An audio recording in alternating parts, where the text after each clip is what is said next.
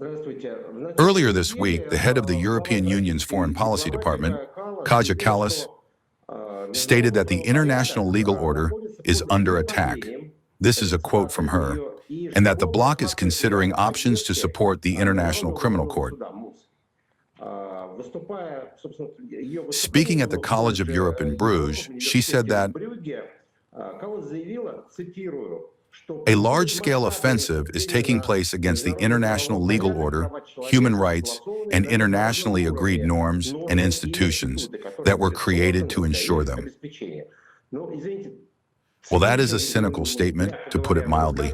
How could you comment on this statement? You know, I agree that she is right about the large-scale offensive against the international legal order and human rights. She just got the direction of the offensive wrong. The head of European diplomacy missed one important detail. Here I have written down your quote.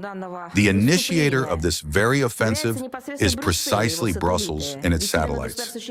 After all, it is the European Union member states themselves that challenge the international legal order with their aspiration for world domination and hegemony, bypassing the universally recognized principles and norms of international law. Who carried out a whole series of actions that led to the collapse of statehood, color revolutions, regime changes, and coup d'etat in Ukraine, the so-called Maidans? Who was behind it? Who provided the money? Who trained the so-called representatives of civil society, though for some reason in military camps located in the Baltic states and Poland? Who participated in the rallies that should have been exclusively an internal matter of the Ukrainian state? First and foremost, representatives of the European Union and that very Obama-Biden administration, and now they are going to tell us that someone else is violating international law? Let them read the UN Charter. Everything is written there about what can and cannot be done. They will see how many of the things that must not be done have been committed by them. Of course, it is rather strange to hear about the protection of the international legal order and human rights from Kallas, who spends most of her energy inventing various unlawful schemes to seize sovereign Russian assets, pushing through ever-new packages of illegal anti-Russian sanctions, and promoting this rabid Russophobic nationalist rhetoric.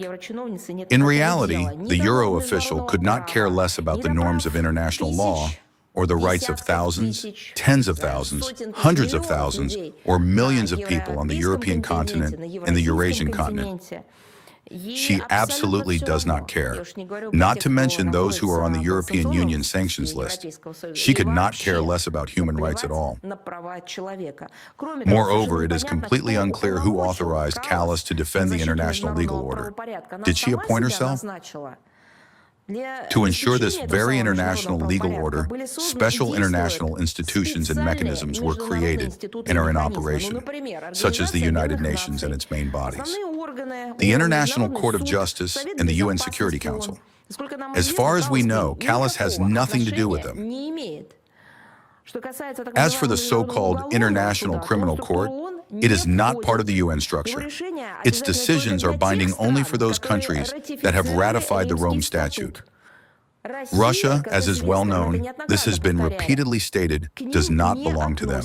At the same time, due to the ICC's blatant political bias and the constant scandals surrounding its prosecutor and some judges, more and more states are making the right decision to withdraw from the Rome Statute. In June, Hungary sent the corresponding notification to the UN Secretary General, and in September, the Sahel Trio, Burkina Faso, Mali, and Niger. It is noteworthy that even the European Union member states refuse to comply with the decisions issued by this pseudo-judicial body. I remind you that some of them publicly declared their readiness to provide personal security guarantees to the Prime Minister of Israel, Netanyahu, who is under an ICC arrest warrant. Perhaps Kallas should deal with her own member states. Yes, those that are part of the European Union. Perhaps she will organize some kind of meeting or conference for them there. Let her conduct a performance review, analyze everyone's conduct at a briefing.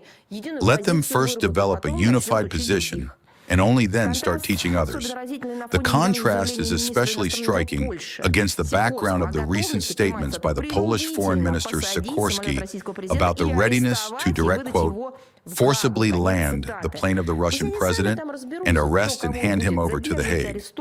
Let them first sort it out among themselves, who will detain and arrest whom, develop a unified position, and only after that start talking about the rule of law. How does Sikorsky's statement, even correspond to international law?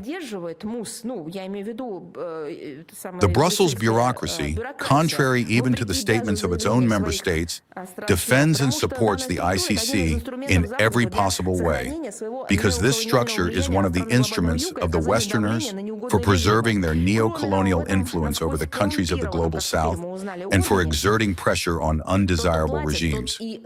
Moreover, as we now have learned, in this thoroughly corrupt body, the one who pays is the one who calls the tune. It is known that the Ukrainian dossier is the most profitable for the ICC in terms of collecting voluntary donations. At the same time, how can one, in principle, defend the international legal order by essentially bribing a judicial body that is supposed to be independent and impartial? Well, this is apparently known. Let Kallas comment on it too. We would suggest that she pay more attention to ensuring law and order and human rights within the European Union itself, where things in this area are far from smooth. We will not go into details. They are presented in the joint reports of the foreign ministries of Russia and Belarus on the situation of human rights in certain countries and in other specialized reports of our ministry. We will post the links for sure, though not at the current briefing. Let her read the documents on the state of affairs within the European Union. There she can truly manage, bring order, and summon whatever tribunals she wishes, as long as the EU member states allow her to establish order. She could start by dusting off somewhere within the European Union, doing some housekeeping there, and then, once she has put things in order, then she can move on to something else. But first, let her deal with her own household matters.